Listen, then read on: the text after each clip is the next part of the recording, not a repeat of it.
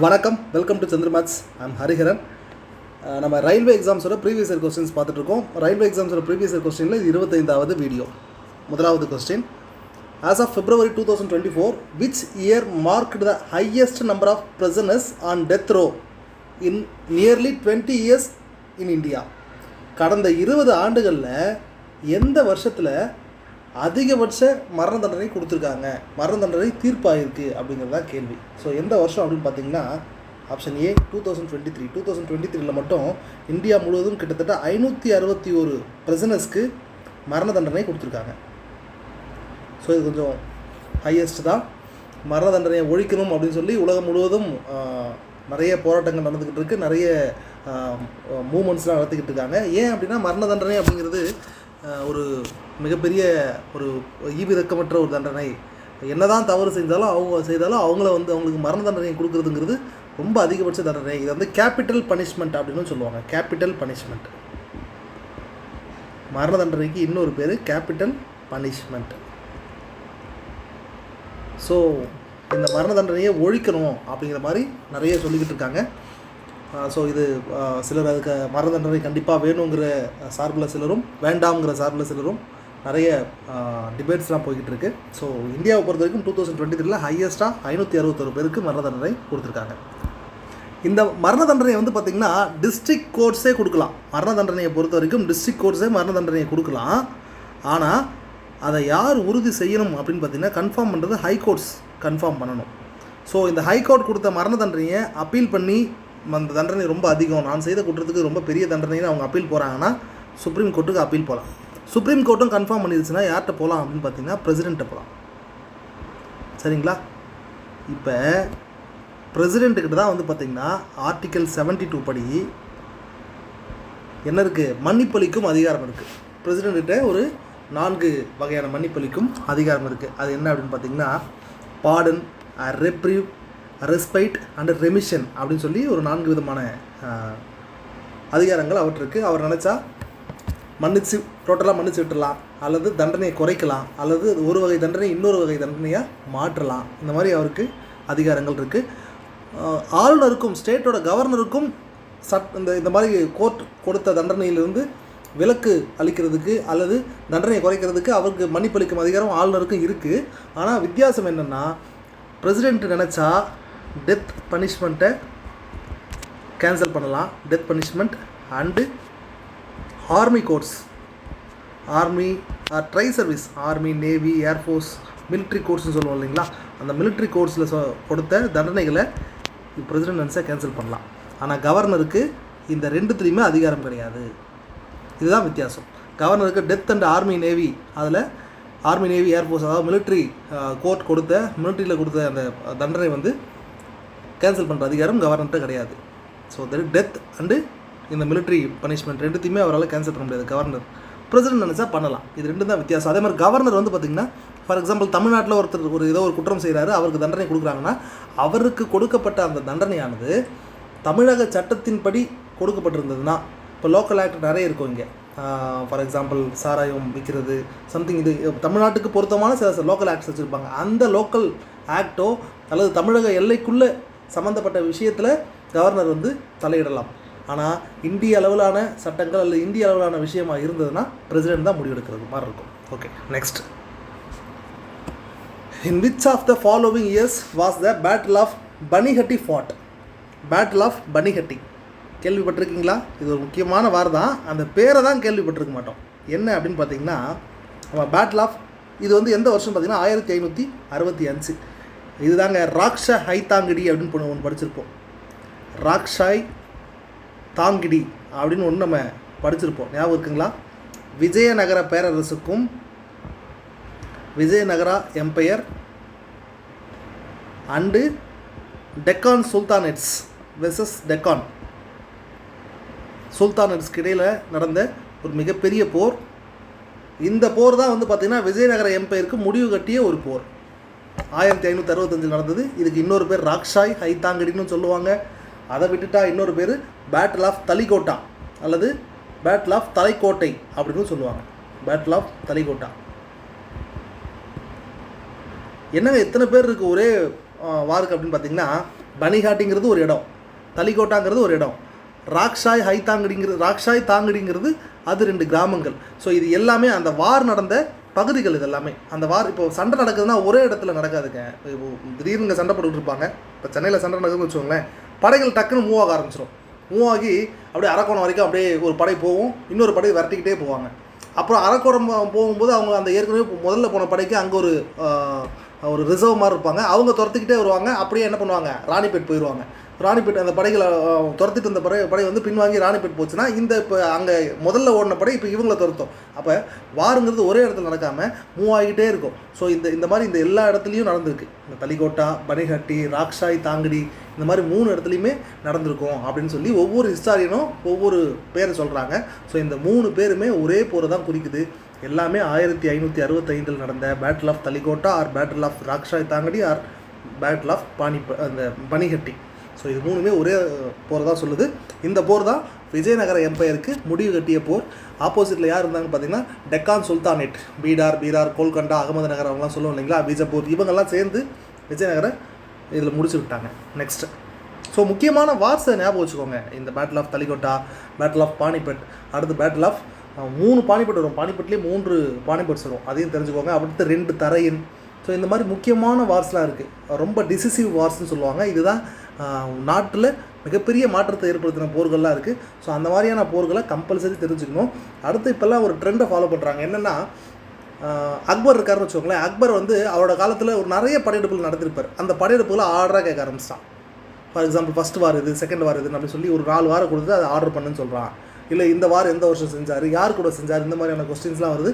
So அப்போ முக்கியமான வார்ஸை கட்டாயம் மைண்டில் வச்சுக்கணும். நம்மளோட சந்திர மேத்ஸ் ஸ்டாட்டிக் ஜிகே புக்கில் இது நம்ம தனியாக கொடுத்துருக்கோம் முக்கியமான வார்ஸு. அது போதும்னு நினைக்கிறேன். அது பத்தலைன்னா இன்னும் கொஞ்சம் அடிஷ்னலாகவும் பார்த்துக்கிறது நல்லது. ஓகே, நெக்ஸ்ட், சமோலி, பித்ரோகர் மற்றும் அல்மோரா மாவட்டங்கள் எந்த உயிர்கோள இருப்பு பகுதியாகும்?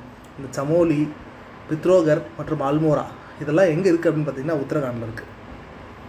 ஸோ இது எப்படி நம்ம தெரிஞ்சுக்கணும் அப்படின்னு பார்த்தீங்கன்னா, ரெகுலராக நியூஸ் படிக்கிறதுனாலையோ இல்லை மேப்பு பார்த்து தெரிஞ்சுக்கிறதுனாலையோ. மேப்பை வந்து ஒரு காம்படிட்டிவ் எக்ஸாம் படிக்கிறீங்க அப்படின்னா கம்பல்சரி உங்கள் ரூமில் மேப் இருக்கணும். இல்லை அட்லீஸ்ட் எனக்கு தனியாக ரூம்லாம் இல்லைங்க, நானே வராண்டில் தான் உட்காந்து படிச்சுக்கிட்டு இருக்கேன் அப்படின்னா ஓகே, நோ இஷ்யூஸ். நானும் அப்படி தான் படித்தேன். ஸோ அப்போ வராண்டாலாம் உட்காந்து படிச்சுக்கிட்டு இருக்கோம்னா நம்ம என்ன பண்ணணும், நம்ம புக்கில் வச்சு படிச்சுக்கணும். நான் அப்படி தான் புக்கில் தான் வச்சு படிச்சுக்கிட்டு இருப்பேன். மேப்பை தனியாக ஒரு சின்ன மேப் மாதிரி வச்சுக்கிட்டு பார்ப்பேன். இப்போ இன்றைக்கி எல்லாத்தையுமே வந்து ஸ்மார்ட் ஃபோன் இருக்குது. மேப்பை ஜூம் பண்ணி பார்த்து தெரிஞ்சுக்கலாம். ஸோ அப்போ ஒவ்வொரு ஸ்டேட்லேயுமே இருக்கக்கூடிய முக்கியமான இடங்கள் தெரிஞ்சுக்கலாம். இப்போ அல்மோரா அப்படிங்கிறது, அல்மோராவில் ஒரு ஜெயில் இருக்கும். அந்த அல்மோரா ஜெயிலில் ஜவஹர்லால் நேருவை வச்சுருந்தாங்க, கொஞ்ச நாள் வச்சுருந்துருக்காங்க. ஸோ அவரோட அங்கேருந்து அவரோட பொண்ணுக்கு, இந்திரா காந்தி அவங்களுக்கு லெட்டர் எழுதியிருக்காரு. ஸோ அந்த லெட்டர்லாம் வந்து பார்த்திங்கன்னா கிளிம்சஸ் ஆஃப் இந்தியன் ஹிஸ்ட்ரி அப்படின்ற மாதிரி அந்த நேமில் கம்பைல் பண்ணியிருப்பாங்க. ஸோ இந்த மாதிரி நிறைய விஷயங்களை நம்ம ஹிஸ்ட்ரியை படிக்கும்போது கூட தெரிஞ்சுக்கலாம். ஹிஸ்ட்ரியில் வந்து இதெல்லாம் வரும். சமோலி, பித்ரோகர், அல்மோர்லாம் உத்தரகாண்டில் இருக்குது. அப்போ உத்தரகாண்டில் இருக்கக்கூடிய பயோஸ்பியர் ரிசர்வ் எது அப்படின்னு பார்த்தீங்கன்னா நந்தாதேவி. ஸோ நந்தாதேவி தான் உத்தரகாண்டில் இருக்கக்கூடிய பயோஸ்பியர் ரிசர்வ். சிம்லிபால்ங்கிறது ஒடிசாவில் இருக்கிறது, நோக்ரக்கிறது மேகாலயா, கோல்டு டெசர்ட் அதாவது பனி பாலைவனம் அப்படிங்கிறது எதுன்னு பார்த்தீங்கன்னா குளிர் பாலைவனம்னு சொல்லுவாங்க. இது ஹிமாச்சலில் இருக்கிறது. இதில் இந்த பனிப்பாலைவனத்தை தவிர்த்து இந்த 3மே வந்து பார்த்திங்கன்னா யுனெஸ்கோவில் இருக்கக்கூடிய பயோஸ்பியர் ரிசர்வ்ஸ். நான் ஏற்கனவே சொல்லியிருக்கேன், மொத்தம் 18 பயோஸ்பியர் ரிசர்வ்ஸ் இருக்குது. அதில் 12 யுனெஸ்கோவை சார்ந்தது. ஸோ எது எங்கெங்கே இருக்குது, எந்தெந்த மேப்பில் கூட பார்த்து தெரிஞ்சுக்கிறோம். நம்ம வீடியோலேயே பார்த்துருப்போம். ஒரு கொஸ்டின் வந்து பார்த்திங்கன்னா ஈஸ்ட்லேருந்து வெஸ்ட்டு நோக்கி போகும்போது எது எங்கே இருக்குது அப்படிங்கிற மாதிரி ஒரு கொஸ்டின் வந்துருந்தது. எது ஈஸ்ட்டில் ஃபஸ்ட்டு வருது, எது செகண்ட் வருது, இதுன்ற மாதிரிலாம் கொஸ்டின் கேட்டிருந்தாங்க. அப்போ இந்த பயோஸ்பியர் ரிசர்வ்ஸு, அடுத்து நேஷ்னல் பார்க்ஸு, அடுத்து வந்து பார்த்திங்கன்னா நேஷ்னல் பார்க்கு ஒரு 100+ இருக்கும், 100+ இருக்கும். ஸோ அதெல்லாம் எங்கே இருக்குங்கிறதெல்லாம் நம்ம தெரிஞ்சுக்கணும், கட்டாயம் தெரிஞ்சுக்கணும். மேப்பை வச்சு தெரிஞ்சுக்கணும் இந்த மாதிரியான விஷயங்களை. சரிங்களா? நெக்ஸ்ட், அடுத்து வந்து பார்த்திங்கன்னா யுனெஸ்கோலேயே இந்த கல்ச்சுரல் ஹெரிட்டேஜ்னு சொல்லுவாங்க. அது வந்து பார்த்திங்கன்னா ஒரு 40+ இருக்கும். அதையும் தெரிஞ்சுக்கணும். கல்ச்சுரல் ஹெரிட்டேஜ் இருக்கும். அதிலே வந்து பார்த்திங்கன்னா 2 விதமாக பிரிச்சுருப்பாங்க. கல்ச்சுரல் அண்டு இன்னொன்று வந்து பார்த்திங்கன்னா டான்ஜிபிள், இன்டான்ஜிபிள்லாம் பிரித்து வச்சுருப்பாங்க. இதெல்லாம் நம்ம கட்டாயம் தெரிஞ்சுக்கணும். இருக்கிறது ரொம்ப கம்மி தான், 40+ தான். அந்த 40 என்னங்கிறத தெரிஞ்சுக்கணும். ஸோ இதை படிக்காமல் விட்டுட்டோம்னா எக்ஸாம்ஸில் மாற்றி கேட்டுக்கிட்டு இருக்காங்க. நம்ம படிக்காமல் போய் அங்கே சொதப்பிடக்கூடாது. இதெல்லாம் ஷார்ட்டாக போட வேண்டிய கொஸ்டின்ஸ். நெக்ஸ்ட், 2024 ஆசிய ஒலிம்பிக் கவுன்சிலின் முதல் இந்திய தலைவராக எந்த முன்னாள் இந்திய துப்பாக்கி சுடும் வீரர் பதவி ஏற்றார். ஆனார்னு இருக்குது, பதவி ஏற்றார். யார் அப்படின்னு பார்த்தீங்கன்னா ராஜா ரந்தீர் சிங்.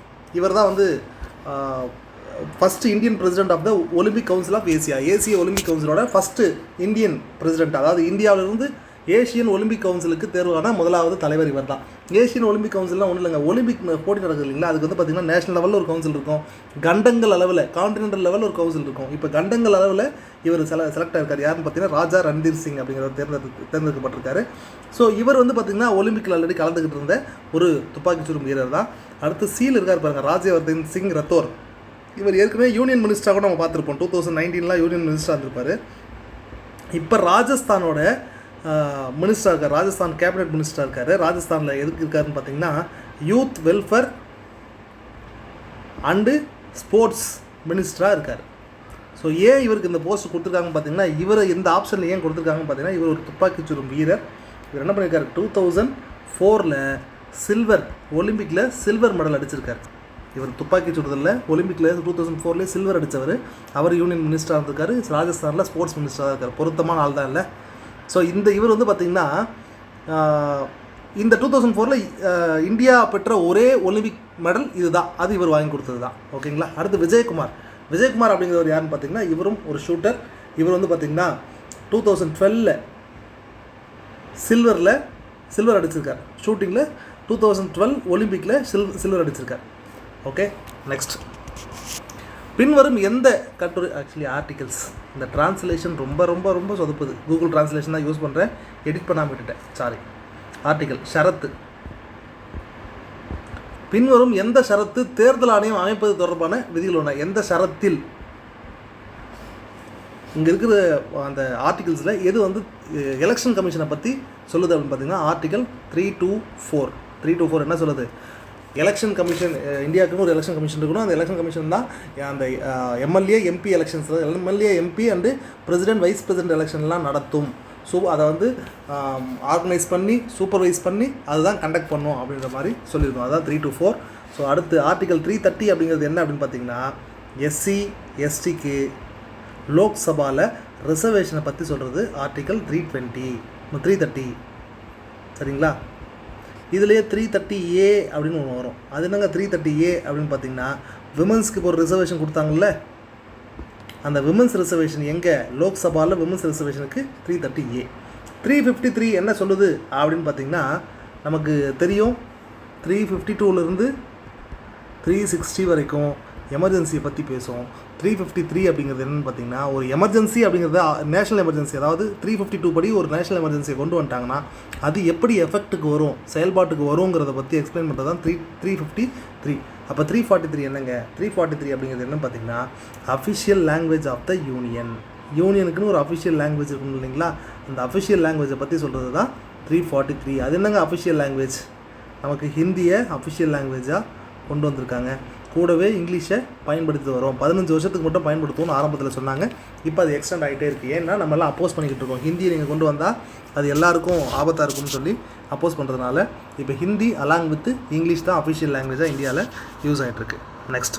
ஸோ ஆர்டிகல்ஸை கம்பல்சரி தெரிஞ்சுக்கணுங்க. நான் ஒவ்வொரு வீடியோலுமே சொல்கிறேன், ஆர்டிகல்ஸை நீங்கள் படிக்க வேண்டிய மெத்தடு என்னங்கிறதையும் சொல்லியிருக்கேன். ஸோ அந்த மெத்தடில் ஆர்டிக்கலை நீங்கள் கட்டாயம் தெரிஞ்சுக்கணும். எந்த எக்ஸாம் எழுத போனாலும் ஒரு எக்ஸாமுக்கு கம்பல்சரி. இப்போ இதில் வந்து பார்த்திங்கன்னா மொத்தம் ஒரு 40 கொஸ்டின் கேட்குறாங்களா, அந்த 40ல் 1லேருந்து 2 கொஸ்டின் கம்பல்சரி கேட்குறாங்க. ஸோ 2 கொஸ்டின் ஆர்டிகல் ரிலேட்டடாக இருக்குன்னா அது இவ்வளோ பெரிய விஷயம். 40ல் 2 ஒரு சப்ஜெக்ட்டுங்கிறது, பாலிட்டிங்கிறது பெருசு, வாஸ்ட்டு. ஸோ அந்த அவ்வளோ பெரிய இதில் கண்டிப்பாக ஒரு கொஸ்டினில் 2 கொஸ்டின் ஆர்டிகல் சம்மந்தமாக வந்தது. ஸோ வெறும் 40 கொஸ்டினில் ஒரு 7-8 சப்ஜெக்ட், ஹிஸ்ட்ரி, பாலிட்டி, ஜாகிரஃபி, எக்கனாமிக்ஸ்னு ஒரு 7-8 சப்ஜெக்டை கேட்கணும். அந்த 7-8 சப்ஜெக்ட்லேயுமே வந்து பார்த்திங்கன்னா அப்போ ஒரு சப்ஜெக்ட்டுக்கு ஒரு 5 கொஸ்டின் தான் அதிகபட்சம் கேட்பாங்க. அந்த 5ல் 1 அல்லது 2 கொஸ்டின் வந்து ஒரு குறிப்பிட்ட டாப்பிக்லேயே வந்தது, அதுவும் ஆர்டிகல்ஸ்லேயே வந்துடுது அப்படின்னா எவ்வளோ பெரிய விஷயம். ஸோ இதை மனப்பாடம் பண்ணுறதுக்கு கொஞ்சம் டைம் எடுக்கும், இல்லைன்னு சொல்லலை. கண்டிப்பாக வந்து பார்த்திங்கன்னா ஒரு 15-20 நாள் டைம் எடுக்கும். அந்த 15-20 நாளுக்குள்ளே இதை மனப்பாடம் பண்ணிவிட்டு அப்பப்போ வாய்ப்பு கிடைக்கும் போல ரிவைஸ் பண்ணிட்டு இருந்தீங்கன்னா எப்போவுமே மறக்காதுங்க. எப்படி நம்ம ஸ்கூலில் வாய்ப்பாடு படித்து மைண்டில் வச்சுருக்கோமோ அதே மாதிரி ஆர்டிகல்ஸ் மைண்டில் நின்றுடும். ஆர்டிகல்ஸ் மைண்டில் நின்றுச்சுன்னா எந்த எக்ஸாம்லையுமே தைரியமாக இறங்கடிக்கலாம். நம்ம பாலிட்டியை பொறுத்த வரைக்கும் ஆர்டிகல்ஸ் தெரிஞ்சிச்சுன்னா கிட்டத்தட்ட 25% ஆஃப் த சப்ஜெக்ட்டு நமக்கு தெரிஞ்சிருச்சுன்னு அர்த்தம். ஆர்டிகல்ஸை நல்லா உள்ளே இருக்க மேட்டர்லாம் படிச்சிட்டிங்கன்னா 100% தெரிஞ்சிச்சுன்னு அர்த்தம். ஏன்னா ஆர்டிக்கலில் உள்ளே இருக்கிற மேட்டர் தான் பாலிட்டி. ஓகே, நெக்ஸ்ட்டு கலக்கோடுகள், ஆக்சுவலி ஃபீல்டு லைன்ஸ். மேக்னெட்டிக் இங்கிலீஷில் படித்தோம். Field lines serve as the representation of a magnetic field. They represent a path along which.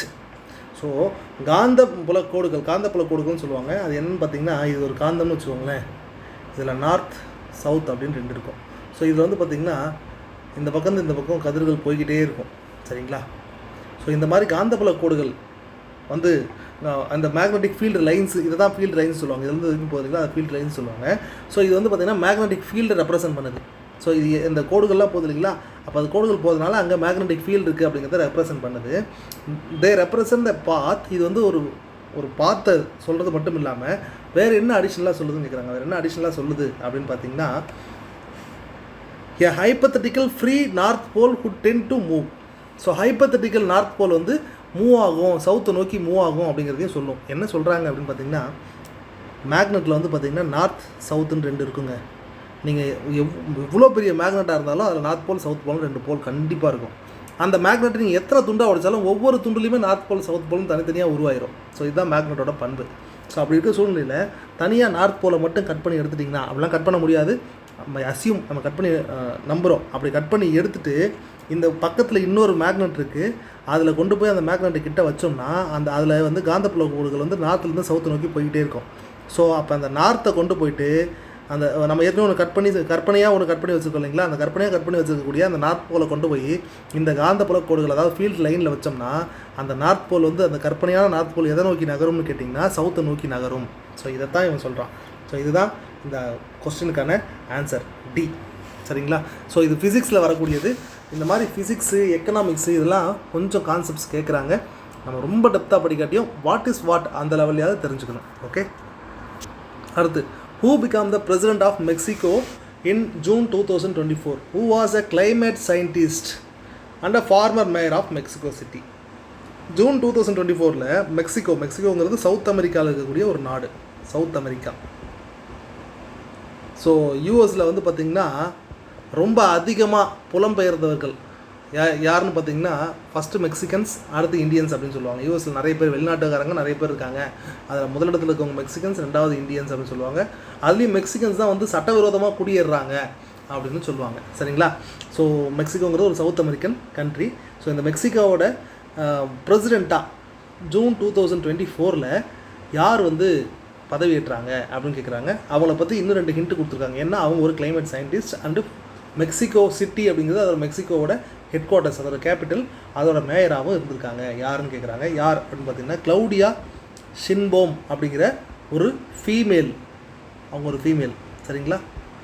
Okay. இந்த ஆண்ட்ரஸ் மேனுவல் லோபஸ் பிராடர் அப்படின்னு ஒருத்தருக்கார் இல்லைங்களா, இவர் வந்து இவர் முதல்ல இருந்தவர். இந்த கிளவுடியா ஷின்போம்க்கு முன்னாடி இவர் தான் இருந்தார். இவர்கிட்ட தான் இவங்க பதவியை கைப்பற்றுகிறார்கள். சரிங்களா? நெக்ஸ்ட், இது கரண்ட் அஃபேர்ஸில் யார் இந்த இன்டர்நேஷ்னல் லெவலில் வந்து பார்த்திங்கன்னா சில நாடுகள் ரொம்ப குட்டி நாடு விட்டுருங்க. பெரும்பாலும் எந்த நாடாக இருந்தாலுங்க நீங்கள் குட்டின்றதை விட்டுருங்க.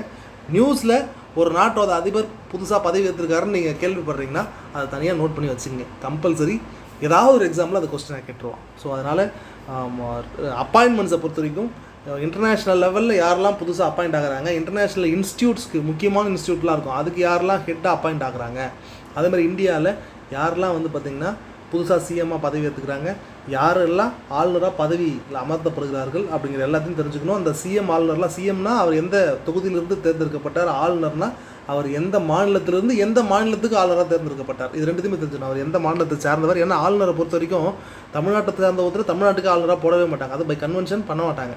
ஸோ அப்போ என்ன பண்ணுவாங்க, தமிழ்நாட்டில் இருக்க ஒருத்தருக்கு கொண்டு போயிட்டு வேறு ஒரு ஸ்டேட்டுக்கு தான் ஆளுநராக போடுவாங்க. அப்படி போடும்பொழுது என்ன கான்ஃப்ளிக்ட் ஆஃப் இன்ட்ரெஸ்ட் வந்துடக்கூடாது அப்படிங்கிறதால ஸோ அப்போ அவரை வேறு ஸ்டேட்டுக்கு கொண்டு போய் போடும்போது அவர் எந்த ஸ்டேட்டை சார்ந்தவர், எந்த ஸ்டேட்டுக்கு ஆயிருக்கார், 2த்தையுமே தெரிஞ்சுக்கணும். Next, which of the following compositions reflects the devotional form of Carnatic music? இந்த கர்நாடிக் மியூசிக்கை ரொம்ப டெப்த்தாக போய் கேட்குறாங்க. ஸோ ரொம்ப உண்மையாகவே டெப்த்து தான் இது.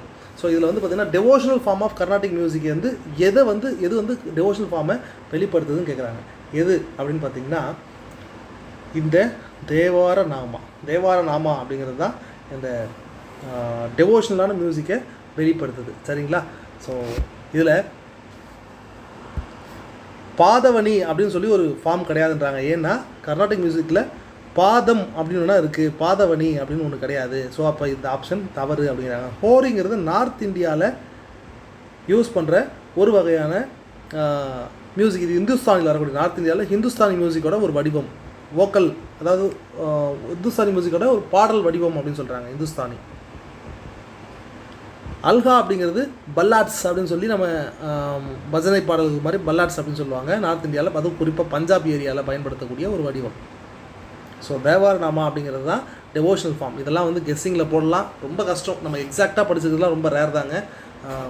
அந்த ஸ்டாட்டிக் ஜிகே புக்ஸில் கண்டிப்பாக ஏதாவது ஒரு புக்ஸில் அது கொடுத்துருப்பாங்க. அந்த மாதிரியான விஷயத்தை பார்த்துங்க. லூசனில் கொடுத்துருக்கிறதுக்கு வாய்ப்பு இருக்குது, பாருங்கள். ஓகே. ஸோ கர்நாடிக் மியூசிக்கில் இருக்கக்கூடிய அந்த ஃபார்ம்ஸ் எல்லாம் கேட்குறாங்க, தெரிஞ்சுக்கோங்க. அப்போ ஹிந்துஸ்தானி மியூசிக்கோட ஃபார்ம்ஸும் தெரிஞ்சுக்கணும். ஏற்கனவே கரானான்னு ஒன்று பிடிச்சிக்கிட்டு இருக்கானுங்க, அதையும் நம்ம தெரிஞ்சுக்கணும். சரிங்களா? அடுத்த which of the following dams is not located in Uttarakhand. உத்தரகாண்டில் இல்லாத டேம் எதுன்னு கேட்குறாங்க. ராம் கங்கா.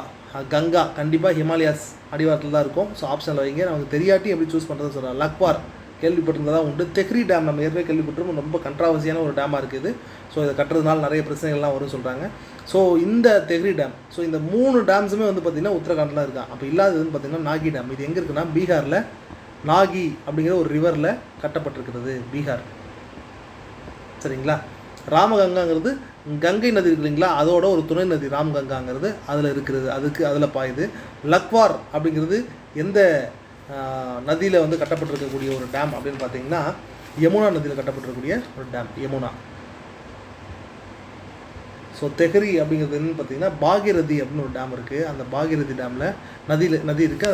அந்த பாகிரதி நதியில் கட்டப்பட்ட டேம் தான் தெஹ்ரி டேம். இந்த தெஹ்ரி டேம் அப்படின்னு பார்க்கும்போது இதில் ஒரு முக்கியமான விஷயம் இருக்குங்க. என்ன அப்படின்னு பார்த்தீங்கன்னா 1970s இந்தியாவில் சுற்றுச்சூழலை பாதுகாக்கிறதுக்குன்னு ஒரு முக்கியமான இயக்கம் ஒன்று உருவாச்சு, குறிப்பாக ஹிமாலயாஸில். அந்த இயக்கத்துக்கு பேர் சிப்பிக்கோ. அப்படின்னா என்னென்னா, மரத்தை கட்டி பிடிச்சி மரத்தை வெட்டுறாங்க இல்லைங்களா, அப்படி வெட்டுறவங்க தடுக்கிறதுக்கு அவங்கள எதிர்த்து சண்டைலாம் போட மாட்டாங்க. அவங்கள அல்லது சிப்கோ அப்படின்னு சொல்லுவாங்க. சிப்பிக்கோ அல்லது சிப்கோ. அப்போ சிப்கோன்னு என்னென்னா மரத்தை கட்டி பிடிச்சிக்கிறது. மரத்தை வெட்ட போகும்போது கிராமத்தில் இருக்கிற லேடிஸ்லாம் போய் மரத்தை கட்டி பிடிச்சிக்குவாங்க. ஸோ அதே மாதிரி ஜென்ஸும் போக ஆரம்பித்தாங்க. ஸோ இந்த மாதிரி ஒரு பெரிய போராட்டமாக உருவெடுத்துச்சு. குறிப்பாக லேடிஸ் தான் அதிகமாக அதில் போனாங்க. ஸோ அவங்க இந்த தெஹ்ரி டேம் கட்ட ஆரம்பிக்கும் போது அங்கே நிறைய மரத்தெல்லாம் வெட்டி அந்த ஏரியாவை கிளியர் பண்ணும்போது இந்த சிப்கோ இயக்கம் மிகப்பெரிய அளவில் உருவெடுத்து அந்த மரங்களை வந்து பெரிய அளவில் டேமேஜ் பண்ணாமல் அதுக்கு மாற்றாக வேறு ஏற்பாடெல்லாம் பண்ணுறதுக்கு இந்த இயக்கம் ரொம்ப முக்கியத்துவம் வாய்ந்ததாக இருந்தது. இந்த சிப்கோ இயக்கம் அப்படிங்கிறது தெஹ்ரி டேம் கட்டுறதுனால உருவான ஒரு இயக்கம். சரிங்களா? 1970s உத்தரகாண்ட் ஏரியாவில் தான் வந்து இந்த சிப்கோ இயக்கம் உருவாச்சு. ஞாபகம் வச்சுக்கோங்க. இதே சிப்கோ அப்படிங்கிறது வந்து பார்த்திங்கன்னா கர்நாடகா பகுதியில் அப்பிக்கோ அப்படின்னு வந்து உருவாச்சு. அப்பிக்கோங்கிறது அதுதான், கட்டிக்கோ அப்படிங்கிறத கட்டி பிடிச்சிக்கோங்கிறது தான் அப்பிக்கோ கன்னட மொழியில். ஸோ கர்நாடகாவில் உருவானது இதோட இந்த உத்தரகாண்டோட சிப்கோ இயக்கத்தோட கர்நாடகா வெர்ஷன் பேர் தான் அப்கோ இல்லை அப்பிக்கோ. ஓகேங்களா? நெக்ஸ்ட், ஒரு நீராவி இயந்திரம் பின்வரும் எந்த அறிவியல் கொள்கையின் அடிப்படையில் செயல்படுகிறது?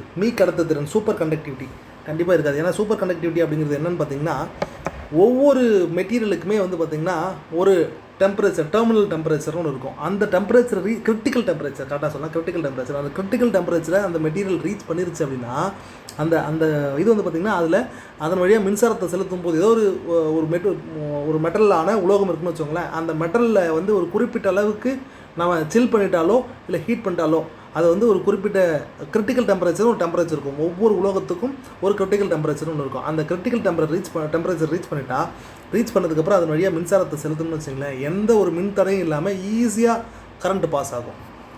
ஸோ எப்படின்னா, இப்போ நம்ம ஒரு பைப் வழியாக ஆயில் சும்மா ஒரு பொருளை தூக்கி போடுறோம்னு வச்சிங்களேன், அது அப்படியே உரசிக்கிட்டே போகும். இதே அந்த பைப் ஃபுல்லாக ஆயிலை தடவிட்டு அதில் அந்த பொருளை தூக்கி போட்டு அப்படியே ஈஸியாக நழுவிட்டே போகும் இல்லைங்களா? ஸோ அதே கான்செப்ட் தான். ஸோ அப்படி இருக்கிறது தான் கடத்துறேன். அப்போ இது அதுக்கான ஆன்சர் கிடையாது.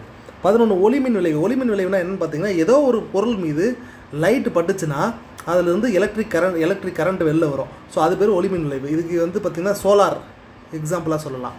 அடுத்து வெப்ப இயக்கவியல் விதிகள், கண்டிப்பாக இதுதான். ஏன் அப்படின்னா, நம்ம நீராவி இயந்திரம் அப்படிங்கிறது என்னது, ஹீட் பண்ணுறது மூலமாக ஒரு இயந்திரம் இயங்குது. அதை சொல்கிறது தான் வெப்ப இயக்கவியல். அதுதான் நீராவி இயந்திரம். ஸோ அதை வந்து எக்ஸ்பிளைன் பண்ணுறது யாருன்னு பார்த்தீங்கன்னா வெப்ப இயக்கவியல் விதி, லாஸ் ஆஃப் தெர்மோடைனாமிக்ஸ்னு சொல்லுவாங்க. 0th law, 1st law, 2nd lawன்னு சொல்லி இந்த லாஸ் சொல்லுவாங்க. ஸோ அதை பார்த்துக்கோங்க. நெக்ஸ்ட்டு ஸோ 0th லானா என்ன, ஃபஸ்ட் லானா என்ன, செகண்ட் லானா என்னங்கிறதையும் தெரிஞ்சுக்கணும், கம்பல்சரி தெரிஞ்சுக்கணும். தெர்மோடைனமிக்ஸ் லாஸ் ரொம்ப முக்கியம். அடுத்து நியூட்டனின் இயக்க விதிகள். நியூட்டனின் இயக்க விதிகள் நமக்கு தெரியும், ஒரு பொருள் இயங்கிறத பற்றி எக்ஸ்பிளைன் பண்ணுற விதிகள். 3 விதமான விதிகள் இருக்கு இல்லைங்களா, அதை நம்ம தெரிஞ்சுக்கணும். சரிங்களா? ஸோ இதுக்கான answer C. Next, when the marginal rate of substitution of y for x relevant. இது ஒரு எக்கனாமிக்ஸுங்க, எக்கனாமிக்ஸ் கொஸ்டின். அது என்னங்க மார்ஜினல் ரேட் ஆஃப் சப்ஸ்டியூஷன்? ஒன்றும் இல்லை, இப்போ நம்ம வந்து நம்மகிட்ட ஒரு 50 ரூபா கையில் காசு இருக்குது, நமக்கு வந்து பரோட்டா ரொம்ப பிடிக்கும். நம்ம என்ன பண்ணுறோம், 50 ரூபா வச்சுக்கிட்டு நம்மளால் ஒரு 10 இட்லி வாங்க முடியும்னு வச்சுக்கோங்களேன். ஆனால் பரோட்டான்னு வாங்கினா 5 தான் வாங்க முடியும். ஸோ நம்ம என்ன பண்ணுறோன்னா 4 பேர் இருக்கோம், இந்த 4 பேர் போயிட்டு கடைக்கு போய் சாப்பிட போகிறோம். சாப்பிட போகும்போது 10 ரூபா நம்மகிட்ட 50 ரூபா இருக்குது, சரி 4 பேர் சாப்பிட்றோம், ஆளுக்கு 10 இட்லி வரும், கொஞ்சம் ஷேர் பண்ணி நான் கொஞ்சம் வயிறாக ரொம்பன்னு சொல்லி நம்ம நிறைய சாப்பிடுவோம் அப்படின்னு சொல்லி இட்லியை வாங்க போகிறோம்.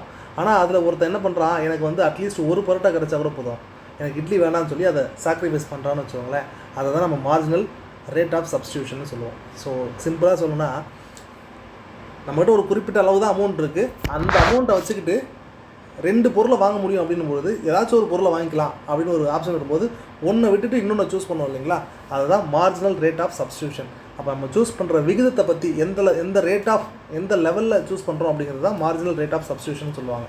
இப்போது ஏதோ ஒரு பொருளை வாங்குறதுக்கு பதிலாக அந்த பொருளை தியாகம் பண்ணிவிட்டு இன்னொரு பொருளை வாங்க போகிறோம் அப்படின்ற அந்த ஒட்டுமொத்த சுச்சுவேஷனுக்கு பேர் மார்ஜினல் ரேட் ஆஃப் சப்ஸ்டியூஷன் அப்படின்னு சொல்லுவாங்க. நீங்கள் அதையே அப்படியே கொண்டு வந்து பொறுத்துனீங்கன்னா, இப்போ என்ன பண்ணுறாங்க, எக்ஸை வாங்குறதுக்காக ஒய்யை தியாகம் பண்ணுறதை பற்றி இங்கே கேட்குறாங்க. இவ்வளோ தாங்க விஷயம், சிம்பிளாக புரிஞ்சுக்கலாம். மார்ஜினல் ரேட் ஆஃப் சப்ஸ்டியூஷன் அப்படிங்கிறது இதுதான், ஒன்றை வாங்குறதுக்கு இன்னொன்று தியாகம் பண்ணுறோம். சரிங்களா? அப்போ எதை வாங்க எதை தியாகம் பண்ணுறது கொஸ்டினை பார்த்தா தான் தெரியும். இங்கே எக்ஸை வாங்குறதுக்கு ஒய்யை தியாகம் பண்ணுறோம். ஸோ இதுக்கு ரிலவெண்ட்டான ஆப்ஷன் என்னென்னு பாருங்கள். when the consumer is ready to give up x for an additional unit of y கிடையாது. ஸோ இதில் இன்னொன்றையும் பார்த்துங்க, நமக்கு எக்ஸும் நம்மகிட்ட இருக்க காசை வச்சு எக்ஸையும் வாங்க முடியும், ஒய்யும் வாங்க முடியும். ஆனால் எனக்கு எக்ஸ் ரொம்ப பிடிக்கும் அப்படிங்கிறதால நான் எக்ஸ் அதிகமாக வாங்க போகிறேன், அப்போ ஒய் வாங்குறத குறைக்கிறேன் அல்லது ஒய் வாங்குறத நிறுத்திக்கிறேன். இதுதான் விஷயம். ஸோ அப்போ இதில் எக்ஸ்ட்ரா இருக்க காசை வச்சு அடிஷ்னல் எக்ஸை நான் வாங்க போகிறேன். இதுதான் மார்ஜினல் ரேட் ஆஃப் சப்ஸ்டியூஷனோட கான்செப்ட். சரிங்களா? ஸோ அப்போ இங்கே வந்து என்ன சொல்லியிருக்கான், நான் ஒய்யை வாங்குறதுக்கு எக்ஸை கிவ் அப் பண்ண போகிறேன்னா டைரெக்டாக ஆப்போசிட் ஸ்டேட்மெண்ட்டு கிடையாது. ஏன்னா நம்ம எக்ஸை வாங்குறதுக்கு ஒய்யை தான் கிவ் அப் பண்ண போகிறோம். அடுத்து when the consumer acquires additional units of both x and y, ரெண்டுத்தையும் வாங்கினா நம்மகிட்ட காசு ஒன்று இருக்காது, நம்மகிட்ட இருக்கிறது ஃபிக்ஸ்டான அமௌண்ட் தான். அடுத்து when the consumer is ready to give up both x and y, ரெண்டுத்தையும் விட்டு கொடுக்க மாட்டோம் நமக்கு, ஏன்னா நமக்கு எக்ஸ் தேவை, அப்போ ஒய்யை விட்டுருவோம். சரிங்களா? அப்போ இது கிடையாது, ஆப்ஷன் இதுவும் கிடையாது. இங்கே பாருங்கள், when the consumer is ready to give up y for an additional unit of x, இதுதான் இதுக்கான கரெக்டான ஸ்டேட்மெண்ட். இதுதான். அப்போ எக்ஸை வாங்குறதுக்காக நம்ம ஒய்யை எக்ஸை அடிஷ்னலாக வாங்குறதுக்கு நம்ம எக்ஸை ஒரு 5 வாங்கலாம், ஒய்யை 5 வாங்கலாம். ஆனால் நமக்கு எக்ஸ் ரொம்ப பிடிக்குங்கிறதால ஒய்யை விட்டுட்டு ஒய்யை வந்து வாங்காமல் நிறுத்திட்டு இல்லை ஒய் வாங்குறத குறைச்சிக்கிட்டு எக்ஸை அடிஷ்னலாக வாங்க போகிறோம். ஸோ அதுதான் இதுக்கான answer. Next, the child sex ratio females per 100 males. Sex ரேஷியோனா ஃபீமேல்ஸ் பர் 1000 மேல்ஸ். 1000 மேல்ஸுக்கு எத்தனை ஃபீமேல் இருக்காங்கிறது தான் செக்ஸ் ரேஷியோ. அதில் child sex ratio in India from 1951 2011 வரைக்கும் எந்த ட்ரெண்டில் இருக்குன்றது தான் கேள்வி. ஃபஸ்ட்டு சைல்டு செக்ஸ் ரேஷியோனா என்ன அப்படின்னு பார்த்தீங்கன்னா, 0 to 6 இயர்ஸில் இருக்கக்கூடிய குழந்தைகளில் 1000 மேல் சைல்டுக்கு எத்தனை ஃபீமேல் சைல்டு இருக்காங்க அப்படிங்கிறது தான் கேள்வி. அதுதான் வந்து கேள்விங்கிறத தாண்டி அதுதான் சைல்டு செக்ஸ் ரேஷியோ. 1000 மேல் சைல்டுக்கு எத்தனை ஃபீமேல் சைல்டு இருக்காங்க, அந்த சைல்டோட ஏஜ் என்னவாக இருக்கும், 0 to 6 இருக்கும். ஸோ என்ன இருக்காங்க அப்படிங்கிறத செைல்டு செக்ஸ் ரேஷியோ சொல்கிறாங்க.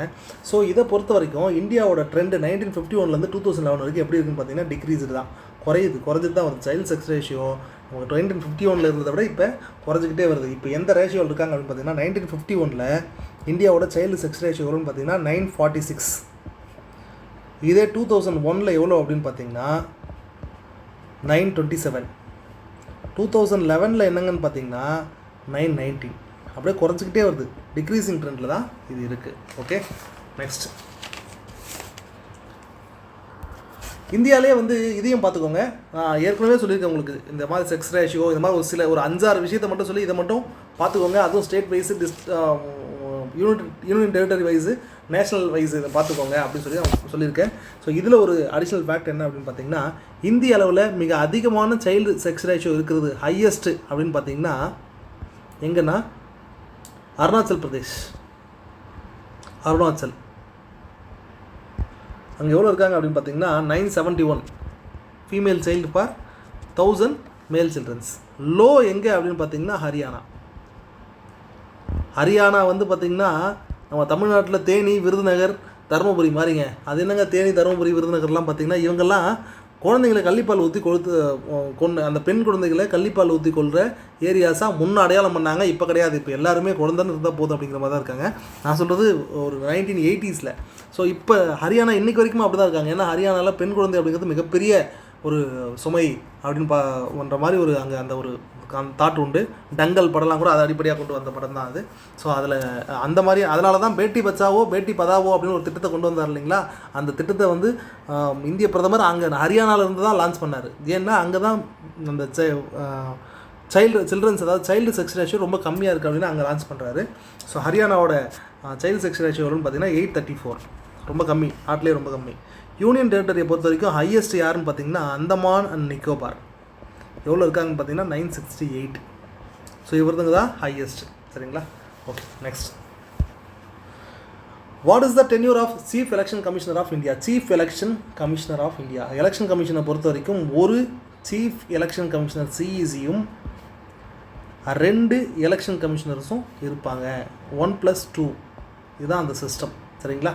ஸோ இந்தியாவில் வந்து சீஃப் எலெக்ஷன் கமிஷனோட டென்யூர் என்னென்னு பார்த்தீங்கன்னா அவர் யாருக்கு ஈக்குவல் அப்படின்னு பார்க்குறோம். அவர் யாருக்கு ஈக்குவல்? சுப்ரீம் கோர்ட்டு ஜட்ஜுக்கு ஈக்குவல். சுப்ரீம் கோர்ட் ஜட்ஜுக்கு ஈக்குவலான பவர் அவருக்கு உண்டு. சரிங்களா? ஸோ அப்போ அவரோட ஏஜ் என்னன்னு பார்த்தீங்கன்னா அவரோட பதவி காலங்கிறது 6 years. அவர் பதவியில் நியமிக்கப்பட்டதுலேருந்து 6 வருடங்கள் அல்லது 65 ஆண்டுகள். ஸோ எது முன்னே வருதோ அதோட அவர் பதவி முடிஞ்சிடும். சரிங்களா? அப்போ இதுக்கான ஆன்சர் டி.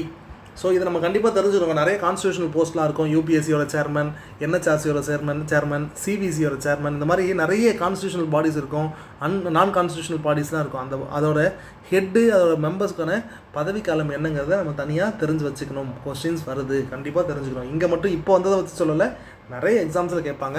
நம்ம காம்படிட்டிவ் எக்ஸாமும் படிக்கிறோன்னா இதெல்லாம் கட்டாயம் தெரிஞ்சு வச்சுக்கணும். Next. Which of the following articles of the Indian Constitution provides the protection of life and personal liberty? So வாழ்க்கை மற்றும் தனி மனித சுதந்திரம் பற்றி பேசக்கூடிய ஆர்டிகல்ஸ் எதுன்னு கேட்குறாங்க. ஆர்டிகல் 21 தாங்க இதை பற்றி பேசுது. நான் ஏற்கனவே சொல்லியிருக்கேன், லைஃப் அண்ட் பர்சனல் லிபர்ட்டியை பற்றி பேசுகிற ஆர்டிகல் எது அப்படின்னு பார்த்தீங்கன்னா ஆர்டிகல் 21. சரிங்களா? ஆர்டிகல் 18 என்னங்க பேசுது? பட்டங்களை ஒழிக்கிறத பற்றி, அபாலிஷன் ஆஃப் டைட்டில்ஸை பற்றி பேசுது. யாருக்குமே வந்து இவர் ராஜா, மன்னர், ஜமீன் அப்படின்ற பட்டத்தெல்லாம் யாருக்கும் கொடுக்கக்கூடாது. அகாடமி அண்ட் மிலிட்ரி பட்டங்களை தவிர்த்து வேறு எந்த பட்டத்தையும் யாருக்கும் கொடுக்கக்கூடாது. மக்கள் அனைவரும் ஈக்குவல் அப்படின்னு சொல்கிறதுக்காகத்தான் இந்த அபாலிஷன் ஆஃப் டைட்டில் அப்படிங்கிற ஆர்டிக்கலை 18 வச்சுருக்காங்க. ஆர்டிக்கல் 22 என்ன சொல்லுது? அரெஸ்ட் அண்ட் டிடென்ஷனை பற்றி, உங்களை கைது செய்கிறது மற்றும் தடுப்பு காவலில் வைக்கிறதுக்கு எதிரான ஒரு பாதுகாப்பை கொடுக்கக்கூடிய ஒரு ஷரத்து. ஆர்டிக்கல் 25 என்ன சொல்லுது அப்படின்னு பார்த்தீங்கன்னா, நீங்கள் ஃப்ரீடம் ஆஃப் கன்சைன்ஸ் இல்லை ஃப்ரீடம் ஆஃப் ரிலீஜன் அப்படின்னு சொல்லலாம். நீங்கள் எந்த ஒரு மதத்தையும் நம்பலாம், எந்த ஒரு மதத்தையும் பின்பற்றலாம், எந்த ஒரு மதத்தையும் பரப்பலாம், அடுத்தவங்களுக்கு பாதிப்பு இல்லாமல். ஸோ இது ஆர்டிகல் 25. ஸோ பார்த்துக்குங்க, நம்ம பார்த்த ஒரு 20 கொஸ்டின்லேயே 2 கொஸ்டின் ஆர்டிகல் ரிலேட்டடாக வந்துருச்சு. ஆர்டிகலை படிக்க வேண்டியது ரொம்ப முக்கியம். Okay, next. Which country officially became the 100th full member of International Solar Alliance in June 2024? நம்ம ஏற்கனவே 99 ஒரு மெம்பரை பார்த்தோம் போன வீடியோவில். யாருன்னு பார்த்தீங்கன்னா ஸ்பெயின். 100 யாருன்னு பார்த்தீங்கன்னா Paraguay, south American country. So இவங்க தான் 100 மெம்பராக வந்திருக்காங்க. நம்ம ஏற்கனவே ஐஎஸ்ஏ பற்றி பார்த்துருக்கோம்.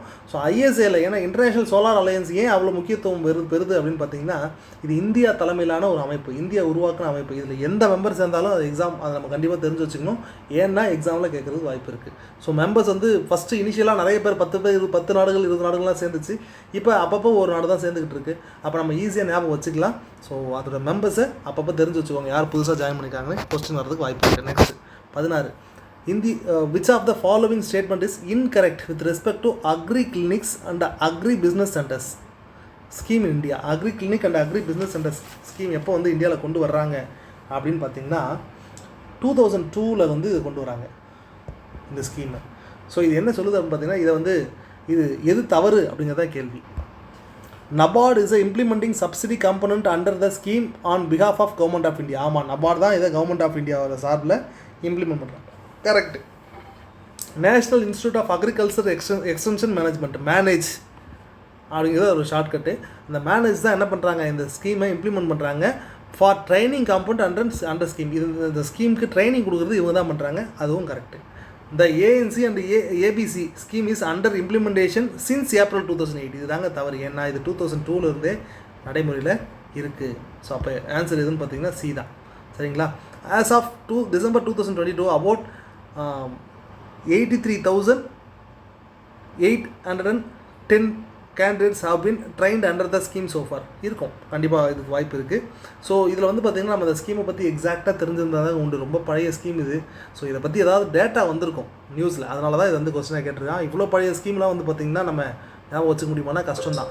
இந்த மாதிரி கொஸ்டினுக்கு எக்ஸப்ஷன் கொடுத்துடலாம். ஆனால் நியூஸில் ஒரு ஸ்கீம் வந்துச்சுன்னா அந்த ஸ்கீமை பற்றி நமக்கு டைம் தெரிஞ்சுக்க வேண்டியது அவசியம். ஏன்னா ஒட்டுமொத்தமாகவே நடைமுறையில் வந்து பார்த்திங்கன்னா ஒரு 50+ ஸ்கீம்ஸ் தாங்க இருக்கும். மொத்தமாகவே ஒரு 50 ஸ்கீம், 50லேருந்து 55 ஸ்கீம் தாங்க இருக்கும்.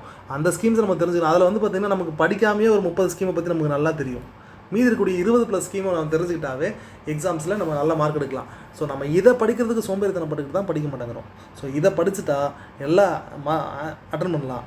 ரிமைனிங் இருக்கக்கூடிய இந்த மாதிரியான ஸ்கீம்ஸ் நமக்கு நியூஸில் கண்ணில் பட்டால் தாங்க உண்டு. இதுக்காக நீங்கள் வந்து அதை பண்ணால் நீங்கள் படிச்சிடலாம், இதை பண்ணால் படிச்சிடலாம் நான் சொல்ல மாட்டேன். ஏன்னா இது மாதிரியான ஸ்கீம் ரொம்ப ரேராக தான் நமக்கு வந்து நம்ம கண்ணில் மாட்டோம். ஸோ இந்த மாதிரி வந்துருச்சுன்னா முடிஞ்சால் அடிங்க, முடியலாம் விடுங்க, பார்த்துக்குவோம். Okay, next.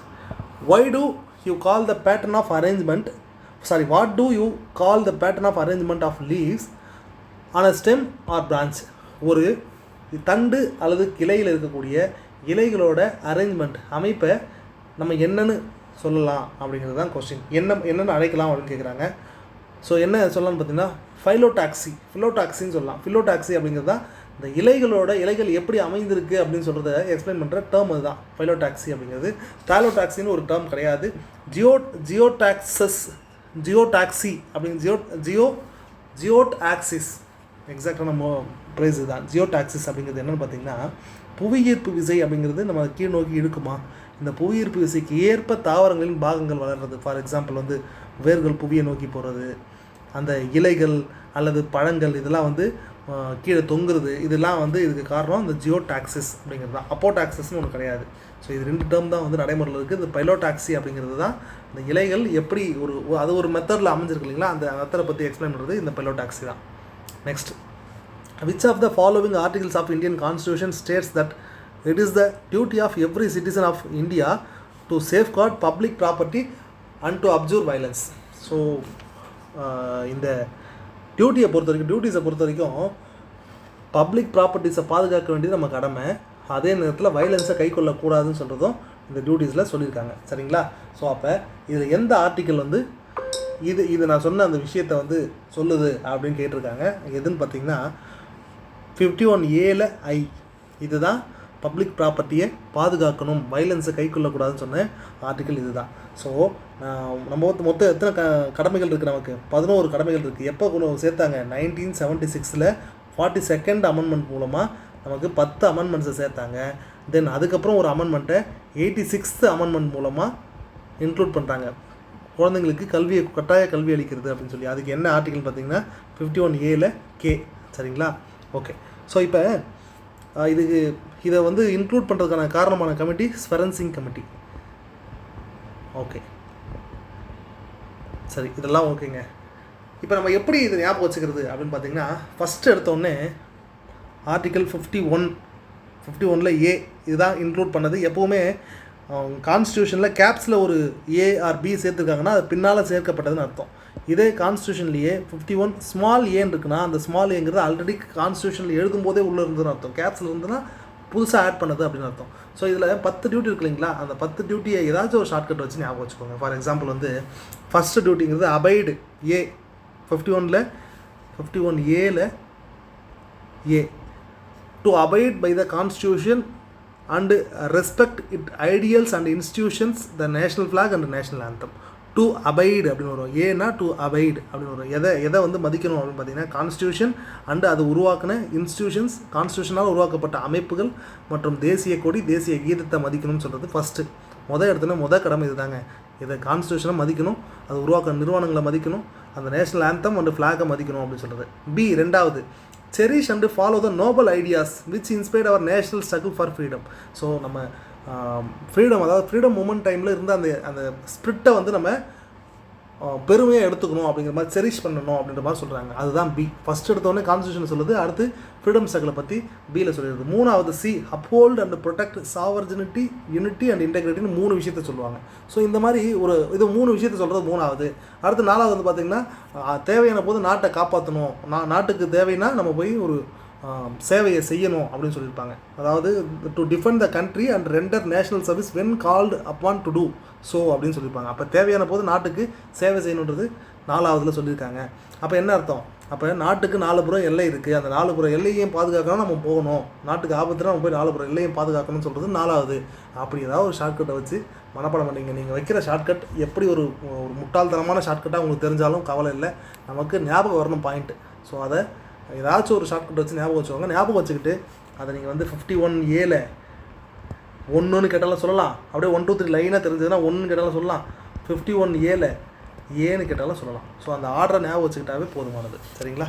அடுத்து, how does the securities and exchange board of India enhance investors protection? Investors, அதாவது முதலீடு செய்கிறவங்கள, பங்கு சந்தையில் முதலீடு செய்கிறவங்களோட அவங்களோட அந்த முதலீடுகளை பாதுகாக்கிறத எப்படி செபி செய்யுது அப்படின்னு கேட்குறாங்க. எப்படின்னு கேட்டிங்கன்னா, by providing insurance to the investors. இன்வெஸ்டர்ஸ்க்கு இன்சூரன்ஸ்லாம் அவங்க கொடுக்குறதில்ல. By regulating stock exchanges and securities to prevent fraud. இதுதான் correct. So stock exchange and செக்யூரிட்டிஸை அதில் ஃப்ராட் நடக்கிறத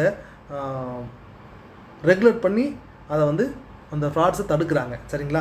C, by directly investing the stock market. அவங்க இன்வெஸ்ட் பண்ணலாம், அதை வந்து தடுக்கலை. By setting monetary policy. Monetary policy இருந்தால் ஆர்பிஐ சம்மந்தப்பட்டது, இதுவும் கிடையாது. ஸோ பி தான் கரெக்டு. செபி ஸ்டாக், அதாவது securities and exchange board of India, இது எங்கே ஹெட் குவார்ட்டர்ஸ்னு பார்த்தீங்கன்னா மும்பை.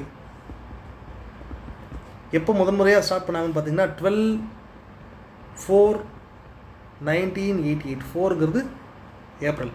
இதுக்கு வந்து பார்த்திங்கன்னா 1992 தான் வந்து சட்ட ரீதியிலான ஆக்டை கொண்டு வந்து சட்ட ரீதியிலான அங்கீகாரம் 1992 தான் கொடுக்குறாங்க. சரிங்களா? இது எதுக்கு கீழே செயல்படுதுன்னா மினிஸ்ட்ரி ஆஃப் ஃபினான்ஸ்.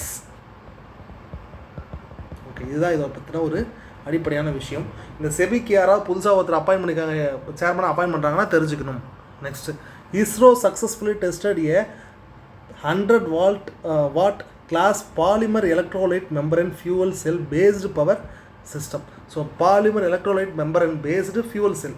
ஸோ இது என்னென்னா, ஸ்பேஸில் போயிட்டு ஏதாவது ஒரு சேட்டலைட்டோ இல்லை வேறு ஏதாவது ஒரு காம்பனண்ட்டை கொண்டு போகிறாங்கன்னா அங்கே மின்சாரத்தை உற்பத்தி செய்கிறதுக்கு பல விதமான டெக்னாலஜியை வந்து ட்ரை பண்ணி பார்த்துக்கிட்டு இருக்காங்க. சூரியன்லேருந்து மின்சாரத்தை எடுத்துக்கிறது, அங்கேயே ஏதாச்சும் ஒரு மினி ரியாக்டர்ஸ்லாம் உருவாக்க முடியுமா, அட்டாமிக் ரியாக்டர்ஸ்லாம் உருவாக்க முடியுமான்லாம் கூட நாசா ட்ரை பண்ணிக்கிட்டு இருக்காங்க.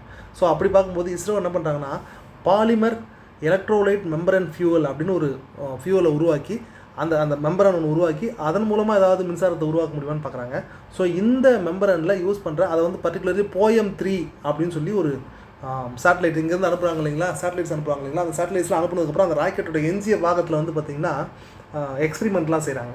ஸோ இதை வச்சு ஏதாவது பண்ண முடியுமா? இப்போ சமீப காலம் ஃபஸ்ட்லாம் அப்படி இங்கேருந்து ராக்கெட் அனுப்பி சேட்டலைட் லான்ச் பண்ணி முடிச்சதுக்கப்புறம் அந்த ராக்கெட்டோட பாகங்களை அப்படியே விட்டுருவாங்க.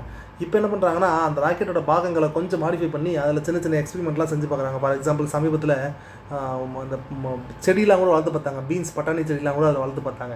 ஸோ அந்த மாதிரி நிறைய ஆராய்ச்சிகள்லாம் இஸ்ரோ பண்ணிக்கிட்டு இருக்கு. அந்த வகையில் இந்த பாலிமர் எலக்ட்ரோலைட் மெம்பரன் ஃபியூவல் அப்படின்ற அந்த பவர் சிஸ்டம் வந்து பார்த்திங்கன்னா POEM 3 அப்படிங்கிற ஒரு ப்ராஜெக்டில் செஞ்சு பார்க்குறாங்க. இதில் ஒரு 2 கேஸ் யூஸ் பண்ணுறாங்க. என்ன கேஸ் அப்படின்னு பார்த்தீங்கன்னா hydrogen and oxygen. Okay okay so இந்த 20 கொஸ்டினில் பார்த்தீங்கன்னா பாலிட்டி மெஜாரிட்டியாக வந்திருக்கு. மெஜாரிட்டியாக வந்த அந்த பாலிட்டியில் ஆர்டிகல்ஸ் தான் ரிப்பீட்டடாக கொஸ்டின் வந்திருக்கு. ரிமைனிங்லாம் பார்த்தீங்கன்னா கரண்ட் அஃபேர்ஸ் கொஸ்டின் தான். ஸோ இதை நம்ம பார்க்கும்போது இந்த கரண்ட் அஃபேர்ஸ்லாம் பழசு தானே, நான் பார்த்து என்ன செய்ய போகிறேன்னு நினைக்காதீங்க. இந்த டைப்பில் நமக்கு கொஸ்டின் வரும், தெரிஞ்சு புதுசாக வர கரண்ட் அஃபேர்ஸ் நீங்கள் படித்து தெரிஞ்சுக்கணும் தான் இந்த கரண்ட் அஃபேர்ஸும் கொடுத்து நான் எக்ஸ்பிளைன் பண்ணிட்டு இருக்கேன். ஏன்னா இதுக்கப்புறம் இந்த கரண்ட் அஃபேர்ஸ் கொஸ்டின் அவன் கேட்கவே போகிறதில்ல, அது எனக்கும் தெரியும். பட் உங்களுக்கு இப்படி தான் கொஸ்டின் வருமா கரண்ட் அஃபேர்ஸில் அப்படின்னு தெரிஞ்சுக்கணுன்றதுனால தான் இந்த கொஸ்டின்லாம் நான் கொடுத்துட்ருக்கேன். ஓகே, வேறு ஏதாவது சந்தேகங்கள் இருந்தால் கேளுங்க. நன்றி, வணக்கம்.